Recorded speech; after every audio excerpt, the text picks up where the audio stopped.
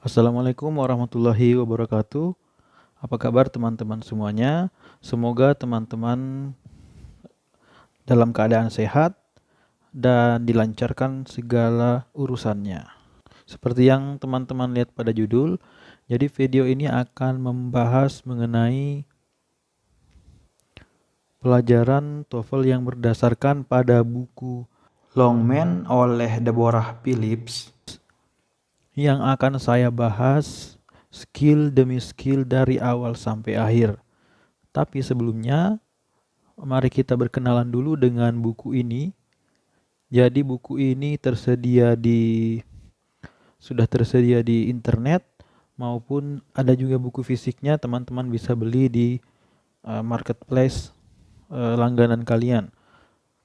Nah, secara garis besar, buku ini membahas mengenai cara menyelesaikan tes TOEFL itu mulai dari awal sampai akhir ya, A sampai Z. Nah, secara garis besarnya ada 3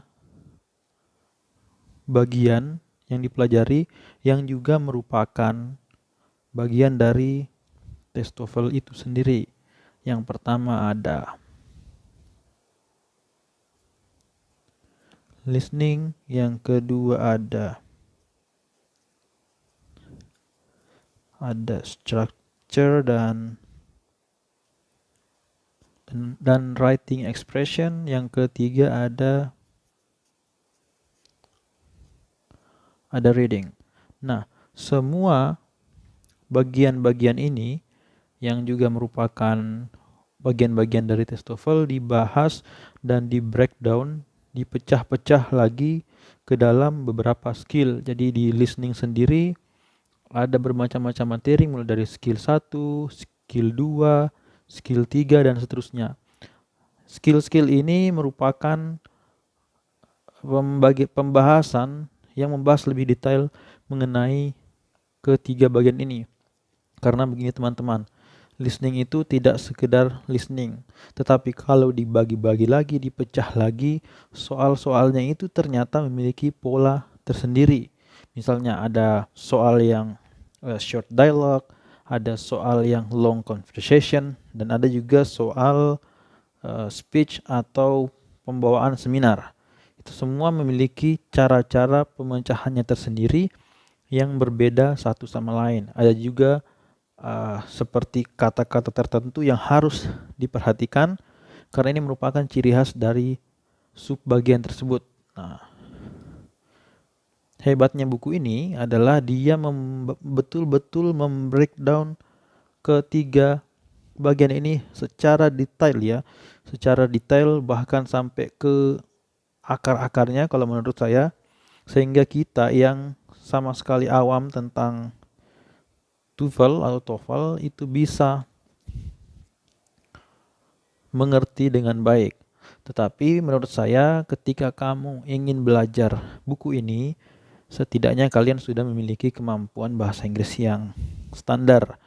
Yang standar itu yang saya maksud adalah kalian sudah mengerti tentang kalimat, subjek, objek, dan kalian sudah memiliki kosakata yang cukup. Kalau saya sih bilangnya kalian memiliki kemampuan intermediate English ya. Kalian bisa cari itu di sumber lain. Yang jelas menurut saya itu adalah kemampuan yang menurut saya paling tidak harus kalian miliki ketika akan belajar menggunakan buku ini. Kenapa? Karena kalau kalian betul-betul awam dan apalagi sampai masih sangat baru belajar bahasa Inggris, maka kalian akan tergopoh-gopoh dalam mempelajari buku ini. Nah, kemudian yang kedua, structure and writing ini juga di breakdown masing-masing, ada poin-poinnya, dan ini pun dibagi dua, ada yang structure, ada yang writing. Buat kalian yang tidak tahu structure itu apa, structure itu adalah soal mengisi titik-titik dan diberikan pilihan ganda ya. Misalkan nih, bla bla bla is my brother. Nah, terus kita disuruh pilih, misalkan A-nya ada she, kemudian B-nya ada he, kemudian C-nya ada they, dan seterusnya. Ini adalah contoh dari structure. Kemudian writing expression ini adalah dimana kita disuruh untuk mencari kesalahan dalam sebuah kalimat. Contoh ya, masih menggunakan kalimat yang kurang lebih sama. She are my brother. Nah, biasanya itu ada yang ditandai ya, misalkan ini dan ini. Nah, di antara kedua ini yang mana yang salah? Jadi yang dicari adalah yang salah. Kalau yang ini kita dicari yang mana yang benar. Kalau yang ini dicari yang mana yang salah. Jadi seperti itu perbedaan antara structure dan writing. Kemudian yang ketiga, reading. Soal reading itu kita diberikan satu bacaan, biasanya terdiri dari 5 paragraf. Kemudian di bawahnya ada pertanyaan yang berhubungan dengan paragraf tersebut. Kalau kalian pernah melihat soal ujian nasional yang dulu ya, sebelum ujian nasional dihapuskan, itu soalnya kurang lebih sama seperti itu. Baik, saya rasa video ini sudah sangat panjang, jadi saya jadikan video pembukaan saja. Saya akan buat video mengenai skill-skillnya itu secara terpisah dari video ini, sehingga nanti bisa dipahami dengan baik. Karena sudah terlanjur membahas pembukaan, saya berikan beberapa contoh ya yang dimaksud dengan skill.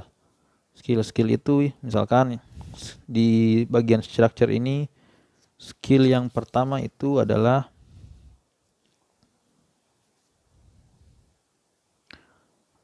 memastikan bahwa kalimat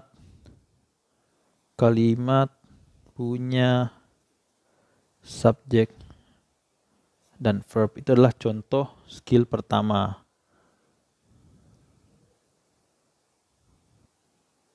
Kemudian skill yang kedua contohnya kita harus membedakan antara object of preposition dengan subjek. Kita harus membedakan dua ini. Jadi itu adalah skill-skillnya 3, 4, dan seterusnya. Jadi ini dimulai dari yang paling dasar, yaitu mengetahui subjek dan verb itu sampai membedakan subjek dan object of preposition, dan seterusnya semakin jauh semakin sulit, semakin tinggi tingkat kesulitannya sampai kita memahami apa skill-skill tersebut dengan baik. Nah, di setiap skill ini ada contoh-contoh soal di TOEFL-nya seperti apa, kemudian ada soal-soal latihannya. Itulah nanti akan kita bahas satu persatu, kita akan bedah satu persatu. Jadi untuk satu skill ini satu video ya. Skill 1 satu video, skill 2 2 video, dan seterusnya. Kurang lebih ada ya, kita ambil contoh untuk structure sendiri itu ada kurang lebih 19 skill.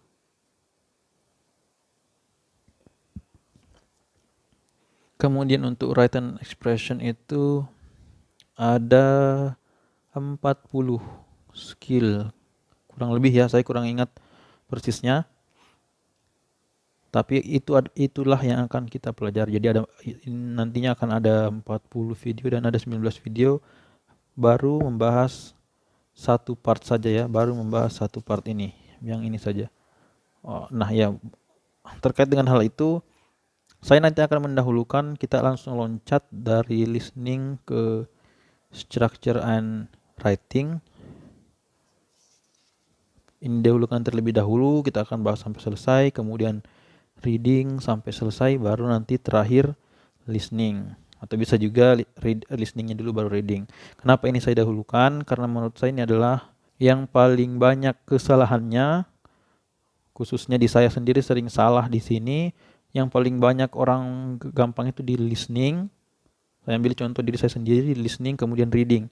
Nah, di bagian structure and writing ini sering sekali terjadi kesalahan, banyak yang salah jawabannya, sehingga ini diutamakan.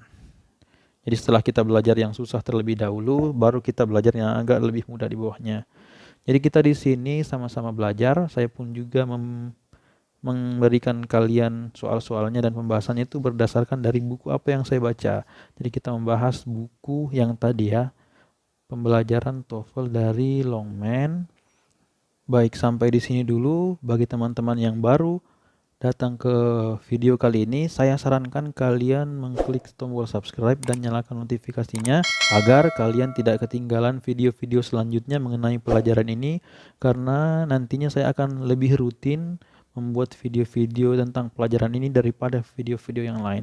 Saya mengusahakan akan menyelesaikan semua dari skill 1 sampai skill paling terakhir. Kita habiskan semua isi buku ini sehingga teman-teman nanti yang ingin belajar bisa menyimak kembali video ini, kembali lagi, kalau ada yang lupa bisa kembali lagi menonton, diulang-ulang sampai kalian mengerti dan paham. Baik, sekali lagi inilah akhir dari video ini.